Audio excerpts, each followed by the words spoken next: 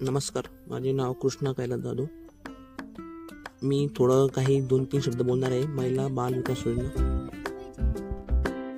महिला आणि मुलांचे आरोग्य हा एक मजबूत समाजाचा पाया आहे.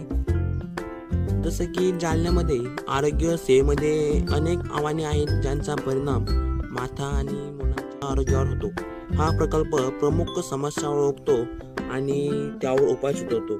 त्याचे काही उद्दिष्ट आहे: महिला आणि मुलांच्या आरोग्याचे मूल्यांकन करणे आणि समस्या ओळखणे, तसेच सुधारणा घडवून आणण्यासाठी जनजागृती मोहीम आखणे हा त्याचा महत्त्वाचा उद्दिष्ट आहे. काही महत्त्वाचे निकष: अंतर किंवा खर्चामुळे 60% महिला प्रसूतीपूर्व तपासण्या अभाव असतो. म्हणजे खर्चामुळे किंवा अंतरामुळे 60% महिला त्यांच्यावर तपासणीचा अभाव असतो. लसीकरणामुळे अशक्तपणा येतो.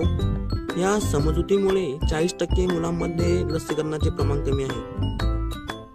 प्रस्तावित काही उपाय आहे त्याच्यावरती: जनजागृती मोहीम, आरोग्य शिबिरे आणि समस्यावयकांचा पाठिंबा. आरोग्य हा हक्क आहे, चला विषाधिकारी अंतर कमी करूया. नाही